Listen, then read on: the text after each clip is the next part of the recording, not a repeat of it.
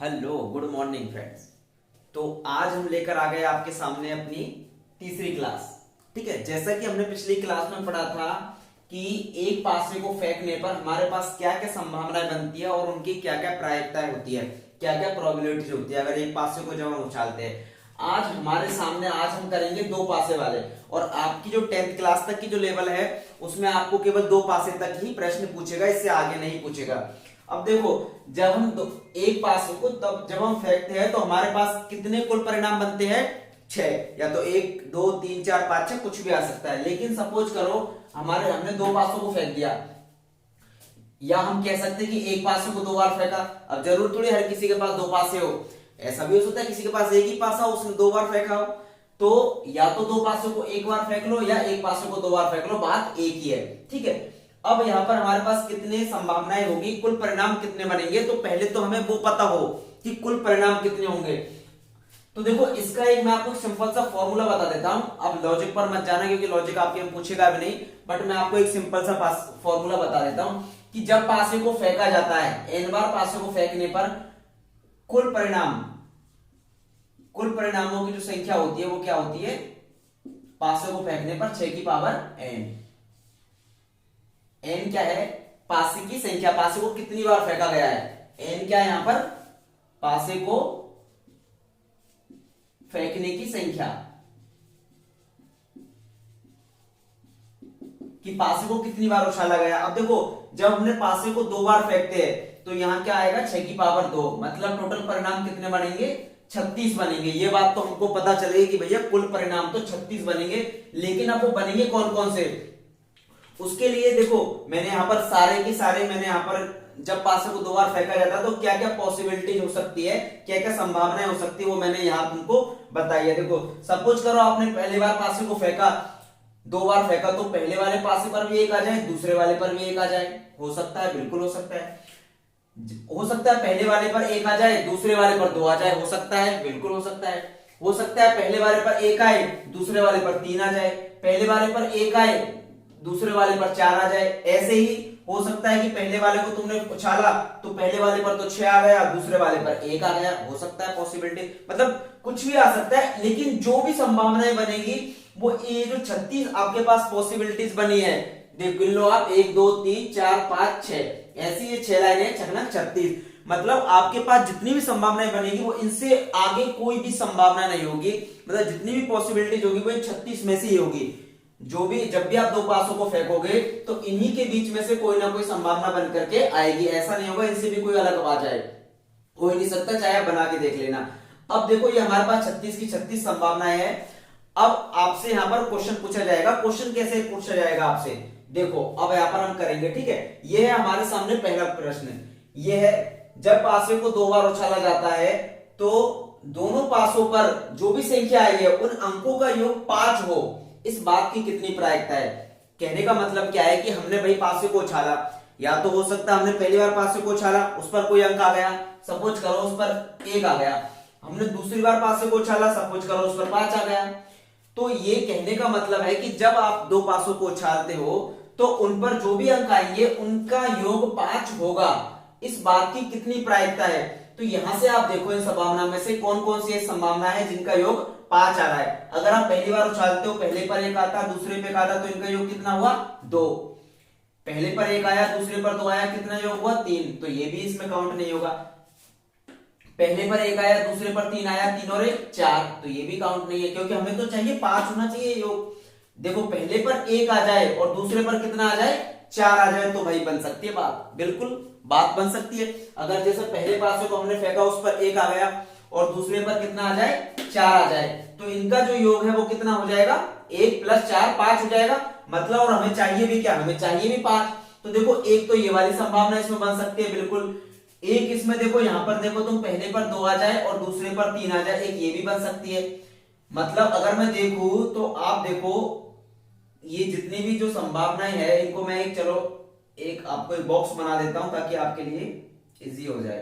ठीक है, अब इस बॉक्स के अंदर आप देखो, जितनी भी संभावनाएं हैं दोनों का जो योग है वो 5 हो रहा है, नहीं हो रहा?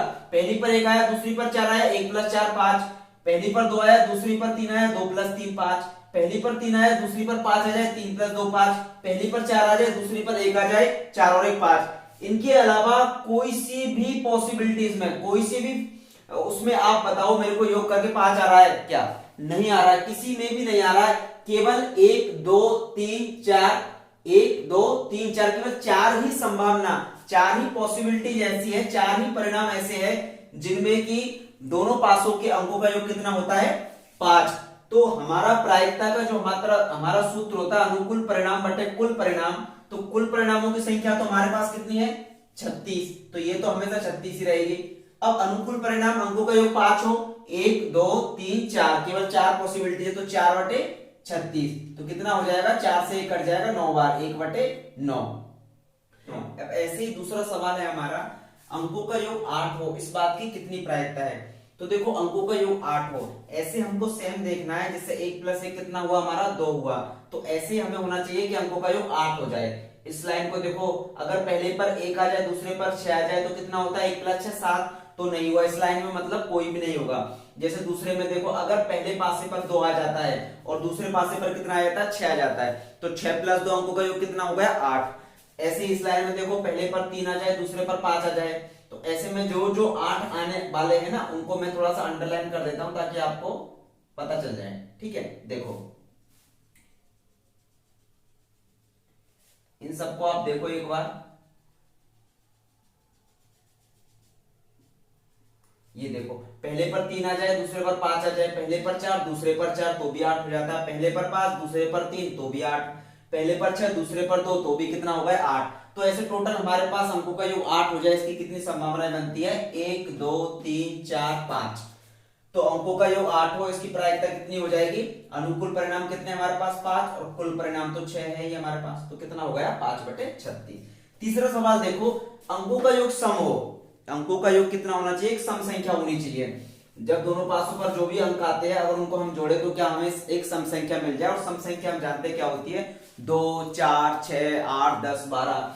तो यहाँ पर देखो, अगर आप 1 और 1 को जोड़ोगे तो 2, हमें सम संख्या मिल गई 1, ठीक है। 2 और 1 को जोड़ोगे तो 3, ये एक विषम संख्या है। 3 और 1 को जोड़ोगे 4, ये एक सम संख्या है। 4 और 1 को जोड़ोगे 5, ये विषम है। 5 और 1 को जोड़ोगे 6, ये सम है तो इसको ले लेना है। 6 और 1 को जोड़ोगे 7, ये विषम है तो इसको काउंट नहीं करना है।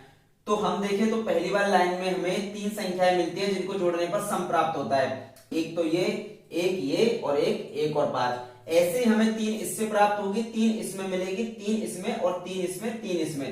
तो टोटल कितनी हो जाएगी हमारी? 3 छिकी 18। मतलब टोटल ऐसे कितने अंक होंगे? 18 अंक होंगे जिनको जोड़ने पर कितना मिल जाए? हमें सम संख्या मिल जाए। तो 18 जो होगा वो हमारा कितना हो जाएगा? अनुकूल परिणाम। चाहे तो आप जोड़ के देख लेना।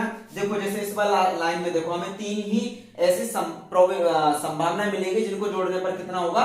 हमें एक सम संख्या प्राप्त होगी। 6 और 1 को जोड़ेंगे 7, तो ये काउंट नहीं होगा। 6 2 को जोड़ेंगे 8, 6 4 को जोड़ेंगे 10, और 6 और 6 को जोड़ेंगे तो 12। तो इस टोटल हमारे कितना बनेगा? 18। और कुल परिणाम तो कितने हमारे पास? 36। तो 18 बटे 36 का कितना आ जाएगा? 1 बटे 2। ऐसे अंकों का योग विषम आने की प्रायिकता क्या होगी? तो अंकों का योग विषम आएगा। अब देखो, जब हमने पासे को उछाला तो हमें कुल परिणाम कितने मिलते? 36। अब जिनमें से जब हम अंकों को जोड़ते हैं तो सम संख्या मिले, इस बात की कितनी प्रायिकता है? 18। इस बात की प्रायिकता कितनी है? प्रायिकता तो 1 बटे 2 है, लेकिन कितने संभावनाएं बनती है? 18। मतलब 18 बार ऐसी संख्या मिलेगी हमें जब जिनको जोड़ने पर क्या प्राप्त होगा? हमें सम संख्या। तो बाकी 18 पर हमें विषम तो होगा ना। मतलब कि कहने का मतलब ये है, अगर हमें सम संख्या नहीं मिल रही है अंकों को जोड़ने पर तो हमें क्या मिल रहा है? विषम मिल रहा है। हमारे पास टोटल कंडीशन कितनी है? 36। 36 में से 18 बार सम आता है तो 18 बार विषम आएगा ना, तो ये दोनों क्या हो जाएगा? समान हो जाएगा। तो क्या हो जाएगा? 18 बटे 36 यानी 1 बटे 2। अब देखो ये बड़ा अच्छा सवाल है। अंकों का योग अभाज्य संख्या मिले, अंकों का योग क्या मिले हमें? एक अभाज्य संख्या, और इस बात की कितनी प्रायिकता है? तो अभाज्य संख्या हमने पिछली क्लास में ही पढ़ा था। वे संख्या है जो जिनमें केवल एक तो खुद का भाग जाता है और एक का भाग जाता है, वो सब क्या होती है? हमारी अभाज्य संख्या होती है। यानी 2 भी हमारी एक अभाज्य संख्या होती है और 3 भी हमारी एक अभाज्य संख्या होती है, लेकिन एक हमारी अभाज्य संख्या नहीं है। अब हमें देखना है यहाँ पर जिनको जोड़ने पर हमें कोई अभाज्य संख्या मिल रही है तो उसको हम प्रायिकता निकालनी है।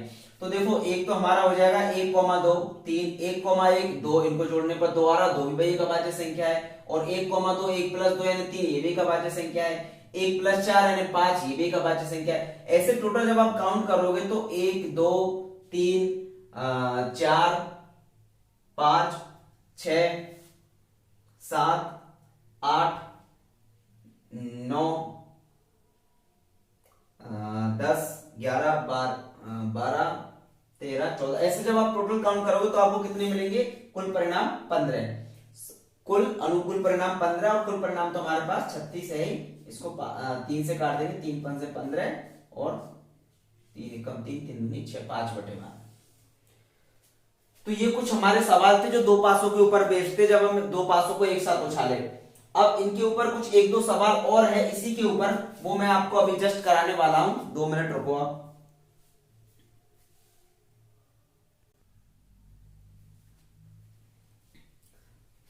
चलिए तो देखिए, अब अगला सवाल देखते हैं हम। अगला सवाल हमारे पास है कि कम से कम एक पासे पर अंक 6 आ जाए, इस बात की कितनी प्रायिकता है कि जो हमने पासे को 2 बार उछाला तो इसमें कम से कम एक पासे पर 6 अंक आ जाए, इस बात की कितनी प्रायिकता है? तो देखो कम से कम एक बार तो 6 होना चाहिए, ज्यादा से ज्यादा कितनी भी बार हो सकता है, इस बात का ध्यान रखना। ज्यादा तो कितनी बार आ जाए इस बात से हमें मतलब नहीं, लेकिन कम से कम एक बार तो आए। तो देखो अगर हम यहां पर देखते हैं तो यहां पर हमारे पास केवल एक केस है पहली लाइन में, जब दूसरे पासे पर 6 आए तो एक तो हमारा ये काउंट हो गया। दूसरी लाइन में हम देखते हैं तो केवल एक संभावना ये बनती है हमारी, जब 6 आ जाए। ऐसे ही हम इसमें देखते हैं तो एक ये बनती है, एक ये बनती है, एक ये बनती है।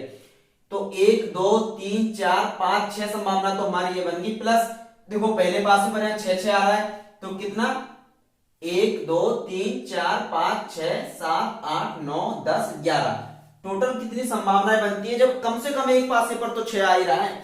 ज्यादा से ज्यादा देखो, ज्यादा से ज्यादा दोनों पासों पर आ जाए इससे हमें कोई दिक्कत नहीं है, लेकिन कम से कम भाई एक पासे पर तो होना ही चाहिए।